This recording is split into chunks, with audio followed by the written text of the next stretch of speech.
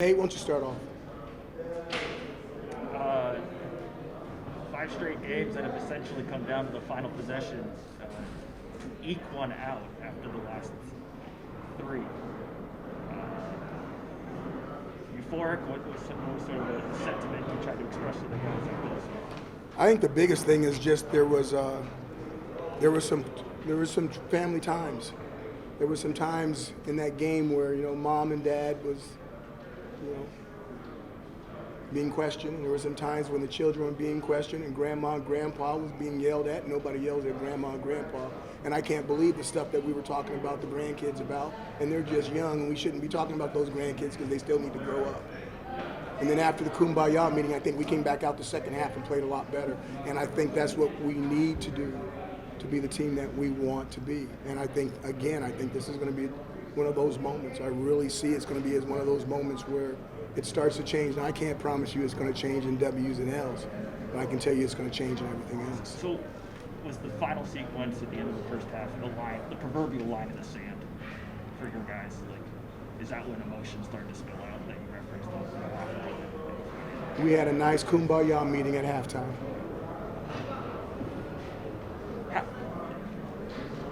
I guess for stuff like this to be repeatedly happening.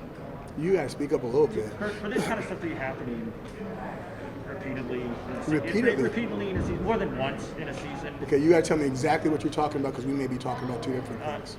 Maybe personnel not knowing which personnel should be on the field. Oh yeah, that's not good. No, that needs to stop today. Yeah, that's not good. How did you try to deliver that message today? That wasn't so much to the players. To the coaches, right? And then to the players. How does that message, not knowing how football operation works, right? Oh yes, you do. I don't know what it's like on a sideline. Is it the position coach who makes sure that the right personnel is on the field out of the timeout? I'm responsible for everything, so it's on me. My hands are on it.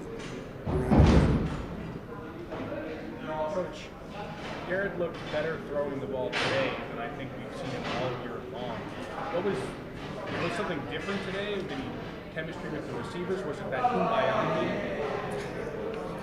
meeting? He throws okay, you guys. He throws okay. It's not the prettiest thing, but it'll get better. You know what I mean? It'll get better, and it may not change this year, but you got 2 more years for it to change. So he'll get better, but he did okay. If you're making a movie about today, the Kumbaya meeting is a scene. What is the quotable line? The most important scene. The quotable lines. Oh, you went deep for that one. I should give you something. You worked hard for it. This is how it goes. Okay, I'm going to tell you a story. Okay, you ready for the story? My dad, who's passed away, in the National Cemetery in Houston, went 20 years, 6 months in the Navy. We was living in NASA Lemoore. Okay, it's in California, Navy Air Station, Lemoore. And he took the whole family down for a vote, and we voted where we were going to retire at. And all the kids loved NASA Lemoore. And our mom loved NASA Lemoore. There's 2 other brothers and 3 sisters. The vote was 7-0 for us to stay in NASA Lemoore. My dad, who's passed away. And then he got the vote, he counted the votes, and then he looked at all of us and he said this: if you think I spent 20 years and 6 months in the Navy to live in NASA Lemoore, you must be blip, blip, blip, blip, blip, blip, blip, blip, blip. We're moving to San Diego. There comes a time in a family sometimes when it's time to go, and if you're part of the family and you're not the dad, you need to fall in line and listen. Hey Coach, the first throw that Garrett made as a starter against Liberty last month was overthrown deep ball to Damien. What does it mean for Garrett? What does it mean for them too? And what does it mean for the team that there was a different result this time? I was teasing Damien inside. I'm like, did you catch it the first time, the second time, or the third time? It just seemed like it was in his hands for a long time, but to see him make that play, and Garrett never saw the play. Go back and check the tape. Garrett's on his back. He never saw the play. He could barely breathe when I got to him, and I'm like, and he's like, I said, stop making all that doggone noise. It went for a touchdown. Get up and act like you're a hero.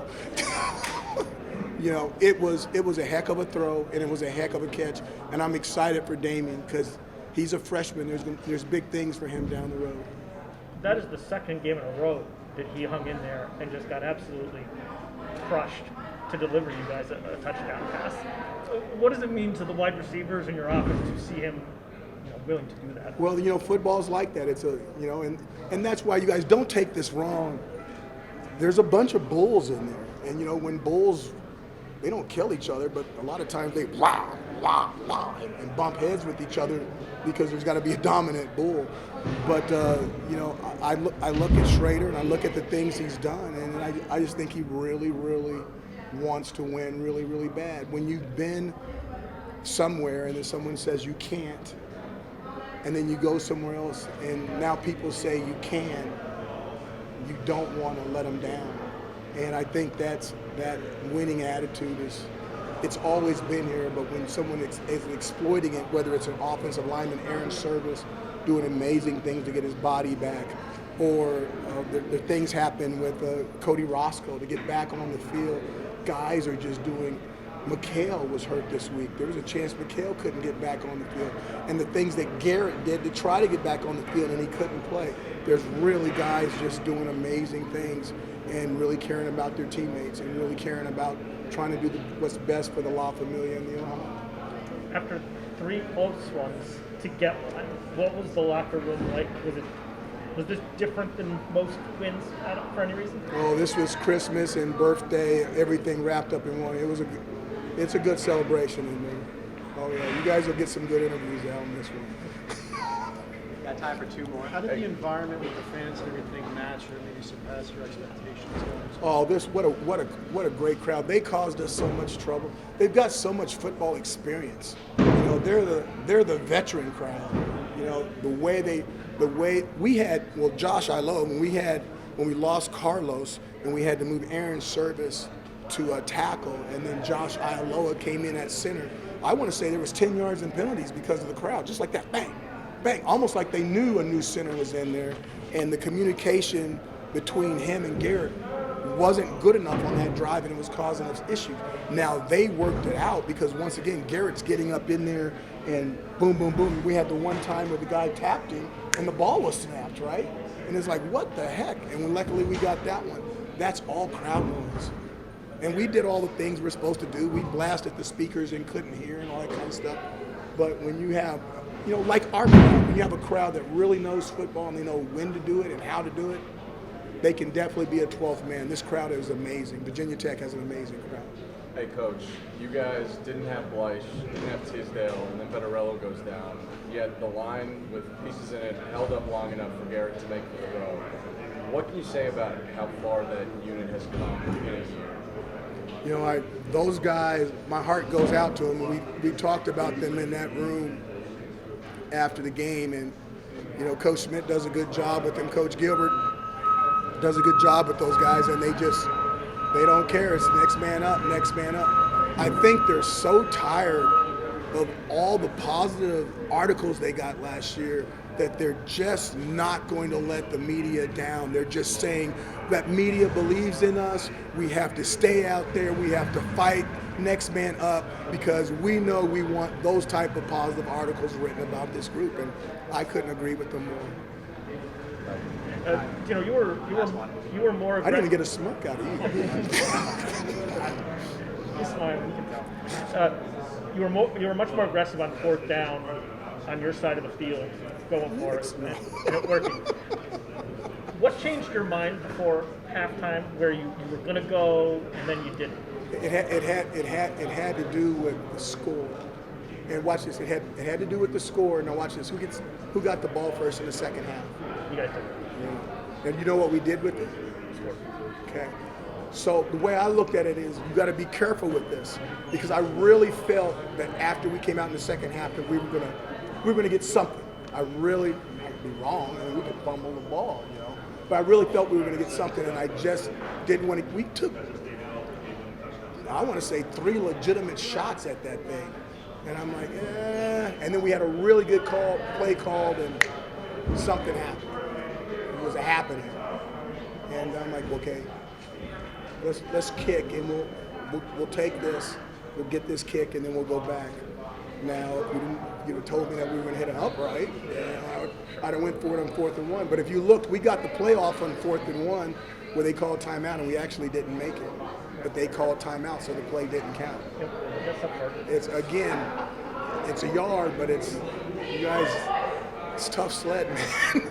Especially when they know, watch this, most likely we're not going to throw a pass. Most likely we're going to run it. Sure, you couldn't throw a pass really there with the time. Yeah, it's a tough deal. All right, thanks, Coach. Thanks, everybody. Thanks, guys. If you guys haven't noticed, this is my happy face. Very tentative happiness.